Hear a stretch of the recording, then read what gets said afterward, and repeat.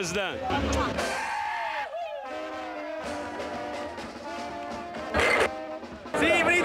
Dünya çempionatı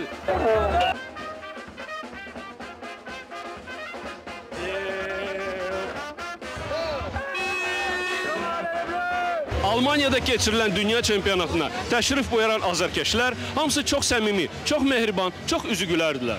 Komandalar stadionlarda yarışırlar, azarkeşlər isə küçələrdə. Kim daha çox rəngarəng, kim daha çox səsküylü, kim daha çox ehtiraslı olacaq. Almaniya bugün həm də azarkeşlər və azarkeşlik çempionatıdır. Oraları buralarda, buraları oralarda tanıdan oralar verilişi bugün Azərbaycan Beynəlxalq Bankının baş sponsorluğu ilə sizlərə Lider televiziyasında öz xüsusi buraxılışını, Azarkeşlər adlı xüsusi buraxılışını təqdim edir. Mən Azər Qəribov və Almaniya 2006.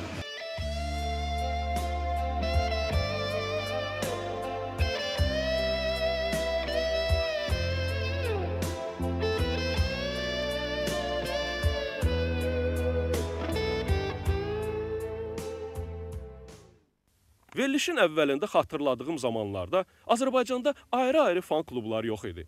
Açığı, o vaxt biz heç bu sözü də bilmirdik.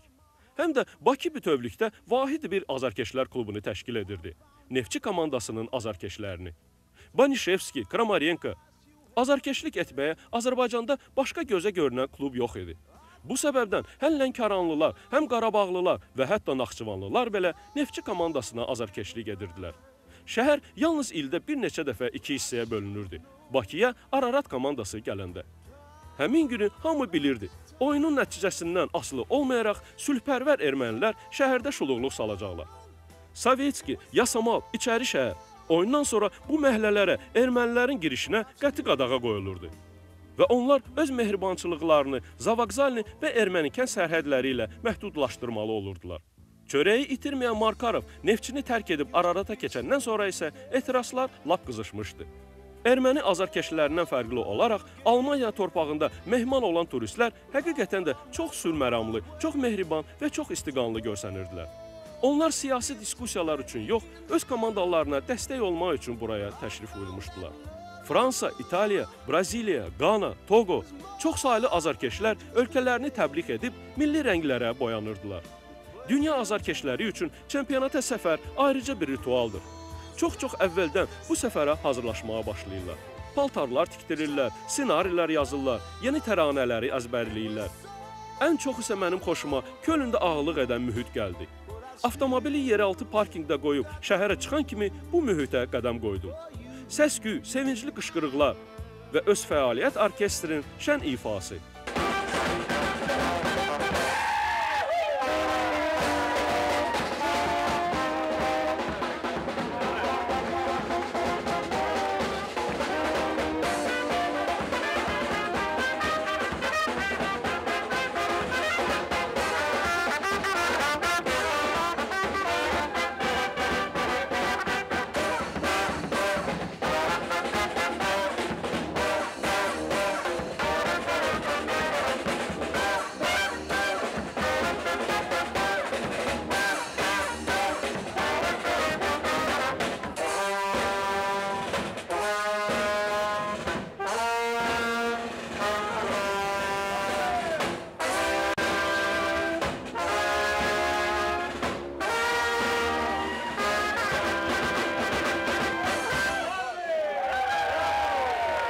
Köln şəhəri mənim çox xoşuma gəldi.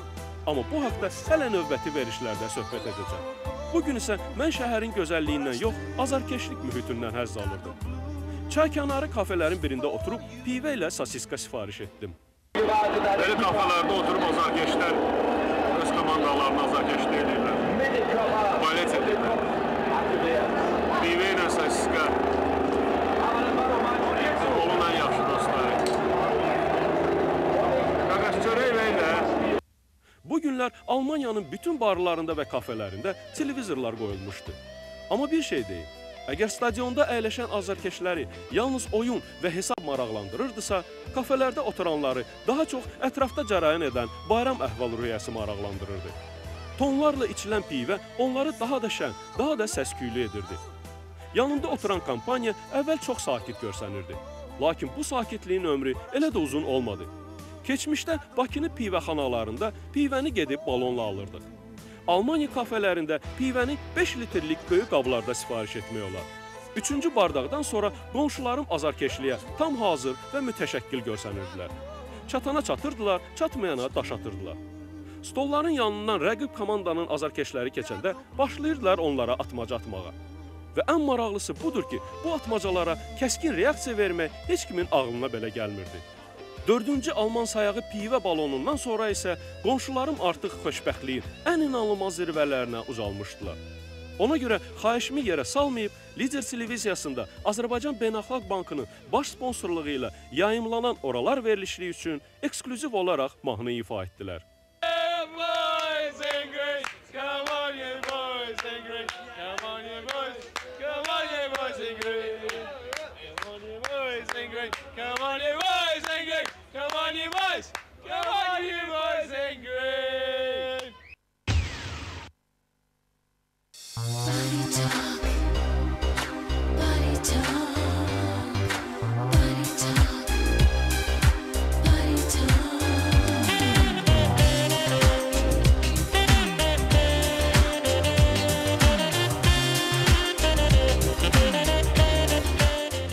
Melbourne şəhərində 350 mütəxəssisin iştirakı ilə keçirilən yüngül resli nəqliyyat üzrə konfrans elə qənaətə gəlib ki, tramvay bugün müasir şəhərin nəqliyyat sisteminin mühüm və mütləq komponentidir.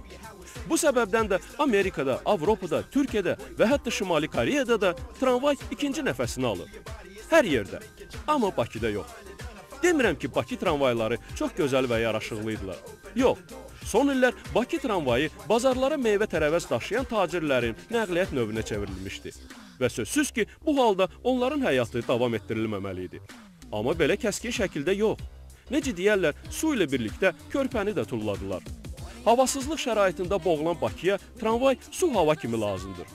Amma müasir tramvay. Bremen tramvayları çox müasirdirlər. Özü də maraqlıdır ki, 4 vaqonlu tramvaylar üstünlük təşkil edirlər. Təsəvvür edirsiniz, əməlli başlı elektrika. Ona görə də həmişə oturmağa yer olur. Burada ayaq üstü getmək adi hal sayılmır. Hərçənd ki, ən çox işlənilən nəqliyyat növü Bremendə tramvaydır, onu bir dəfə də olsun dolu görmədim. Çünki çox vaqonlu olmağı azmır. Üstəlik, onlar dalbadal gəlirlər. Hamısı yaraşıqlı, hamısı rəngarəng, adamın gözü sevilir. Bremendə reslər elə qoyulub ki, üstündən maşınla keçəndə hiss etmirsən. Həm də bu reslərin birləşən yerləri elə hamardır ki, tramvay sərnişinləri də sirkələnmə hiss etmirlər. Üstəlik bu hamarlı reslər dəmir səsküyünün yaranmasına imkan vermirlər. Bremen tramvayları demək olar ki, səssiz hərəkət edirlər. Təmkinlə, özünə hörmətlə. Tramvay öz hüquqlarını bilir. Əgər o bir kəsi vurarsa, bu tramvayın günahı yox, zərər çəkənin günahı hesab olunur. Görürsən, tramvay gəlir. Hara gedirsən?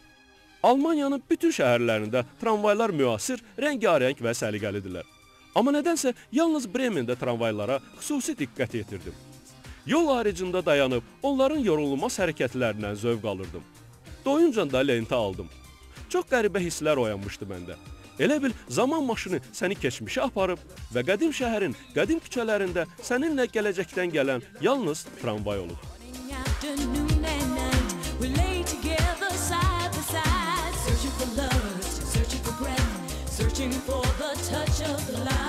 Tramvay sözünün etimologiyası haqda bu günə qədər tramvay sevənlər və tramvayın tarixi ilə professional qaydada məşğul olanlar arasında qızğın diskussiyalar gedir. Kimi deyir, güya tramvay sözü Belçikalı mühəndis Benjamin Otramın adı ilə bağlıdır. Kimi deyir, tramvay, tram, ingiliscə vaqon və way, yol deməkdir. Hələ elektrik enerjisi olmayan zamanlarda İngiltərədə atlarla hərəkətə gətirilən vaqonlara tramvay deyirdilər. Amma ən inandırıcı versiya kimi tarixçilər aşağıdakini hesab edirlər. Skandinaviya dillərindən ingilis dilinə gələn tram sözü əslində kötük deməkdir. Şpala.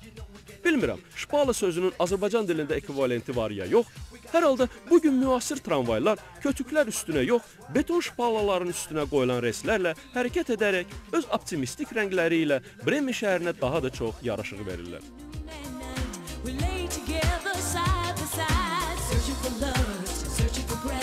Searching for the touch of light. Your words are spoken, the only sound we hear is body talk.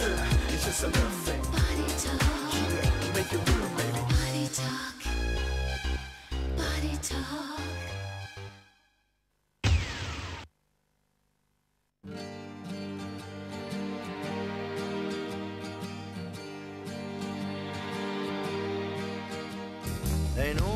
suonare qui non vi aprirà nessuno. Venesiya kanalları şəhərə yaxşı gəlirlər gətirir. Həm şəhərə, həm onun sakinlərinə. Vaxtilə Bakının Venesiyasında balaca kanallarla yerli qandolalar hərəkət edirdilər.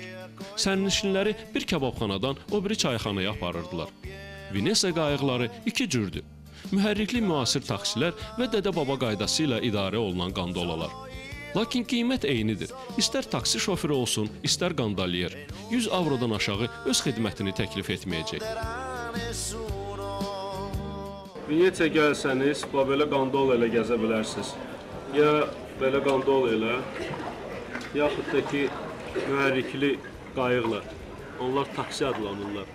Qiymətdə fərqi yoxdur. 40 dəqiqəsi 100 avrodur. Özdə alver də eləmirlər. 100 elə 100-dir. Aşağısı, yuxarısı yoxdur.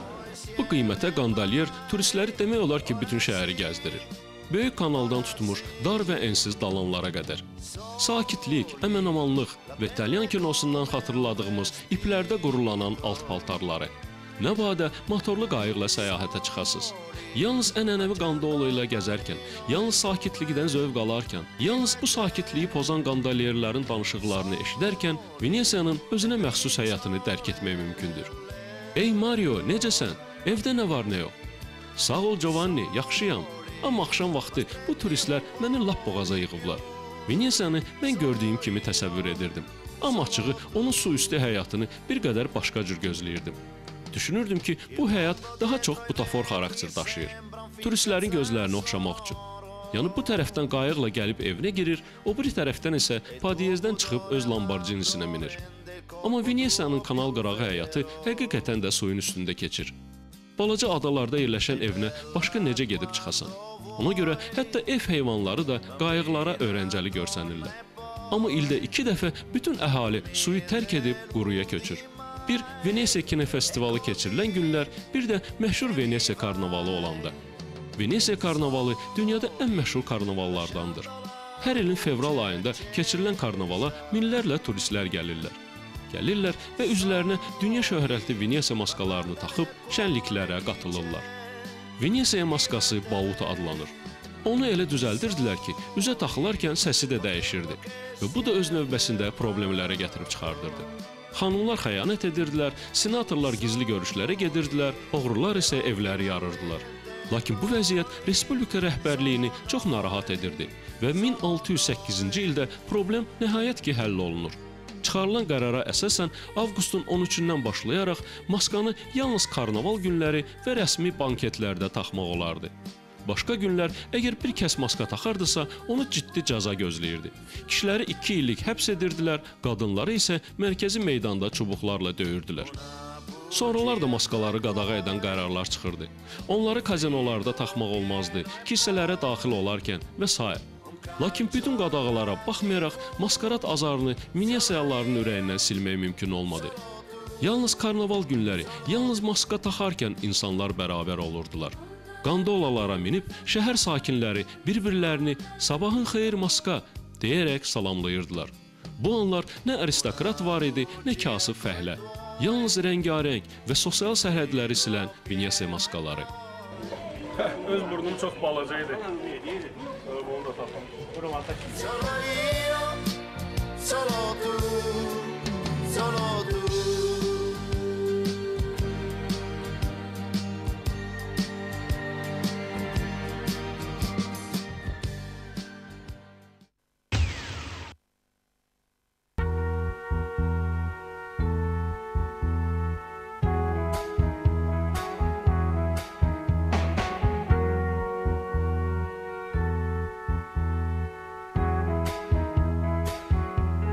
You're just too good to be true. Can't take my eyes off you. Bugün məni xeyir işə dəvət ediblər. Xeyir iş Londondan 3 saat aralıqda yerləşən balaca aristokratik Norwich adlı şəhərdə olacaq. İndi birazdan gələcəklər mənim dalımca, gedəcək register ofis deyirlər, onların zaksı. Orada nigah mərasimi keçiriləcək. Deməli, qız evi rəsmi olaraq qızı oğlan evinə təhvil verəcək. Nigah mərasimi hələ bir neçə saatdan sonra olmalı idi. Ona görə təzə bəyə zəng edib məni şəhərə aparmağını xahiş etdim. Dedim, gedib biraz Norwichi çəkərəm, sonra da gözəllik salonundan çıxan gəlinlə birlikdə gedərəm yerli Zaksa. Alister sözümü yerə salmadı. Dalımca gəlib apardı məni Norwichə. Amma döşümə gül bağlamanın zəruriliyini xüsusilə qeyd etdi. Qayda belədir, dedi. Necədir? Norwich banal səslənsə də çox gözəl şəhərcikdir. Cəmisi 200 min əhalisi olan gözəllik məkanında iri şəhərlərin dəlisov həyatı yoxdur. Samballı şəhərciyin samballı sakinləri bütün ingilislər kimi çox mülayim, çox istiqanlı və çox xeyirxahdırlar. Burada əcnəbi görsəniz, o çox güman ki, turist olacaq. Qara dərili Afrikalıya isə burada ümumiyyətlə rast gəlməyə çox çətindir. Ona görə yox ki, onu Norwichdə gözüm çıxdıya salacaqlar. Bütün İngiltərədə olduğu kimi Norwich əhli də çox demokratik və müasir düşüncəlidir. Sadəcə qara dərli burada özünü komfortlu hiss etməyəcək. Həm onun yerli mülkləri almağa pulu olmayacaq, həm də bu pulları qazanmaq yolları. Norwich kriminal cəhətdən çox sakit və təhlükəsiz şəhərdir.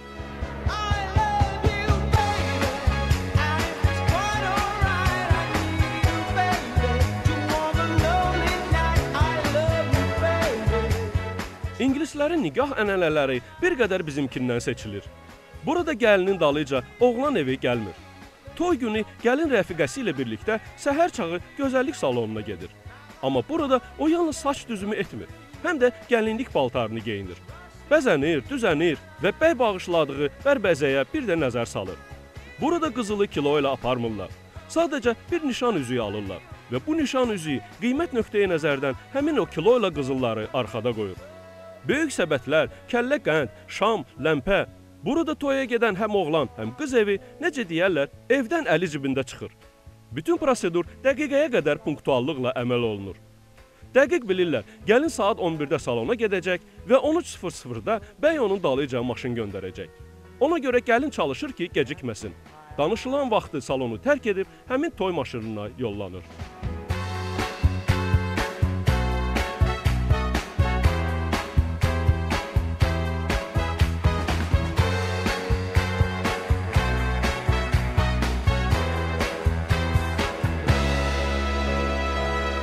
Yaraşıqlı avtomobil gəlini gətirir düz registr ofis, yəni Səadət sarayına.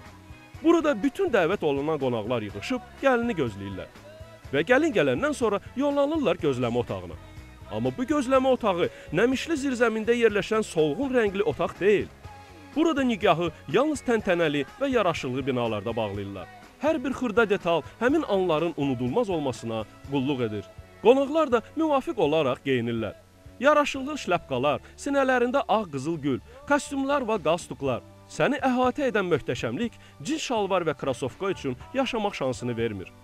Xanım Daphne, cənab Ted, bəyin qardaşları, qardaşı arvadı Sue, onlar hamısı bugün üçün xüsusi libaslar hazırlayıb yaraşıqlı görsənməyə çalışıblar. Nəhayət, bütün kağızlar hazır olandan sonra qonaqları nigahın rəsmi bağlanma prosesində iştirak etmək üçün başqa otağa dəvət edirlər. Burada bəy gəlin imzalarını atıb, üzükləri bir-birlərinin barmağına taxırlar. Və bu çox təntənəli və romantik dəqiqələrdən sonra hamı çıxır registr ofisin həyətinə. Şəkil çəkdirirlər, zarafatlaşırlar, təbrik sözlərini deyirlər və avtomobillərinə yerləşərək Norwichin şadlıq sarayına yollanırlar. Bura onların registr ofis deyirlər, zakslarıdır. Kəbini burada kəsirlər. Nigah mərasimi burada olur. Ondan sonra da gedirlər restorana. Burada bir qədim qala var, zamok. Onun içində Norwichin ən möhtəşəm ziyafət zalı yerləşir və orada nahar olacaq saat 3-də. Cəmisi 13 nəfər. 3-4 saat yeyib içəcəklər və ondan sonra dağılışacaqlar. Yəni toy bununla bitir. Saat 7-də artıq toy başa çatır. Çox möhtəşəm, çox belə xoşuma gəldi mərasim.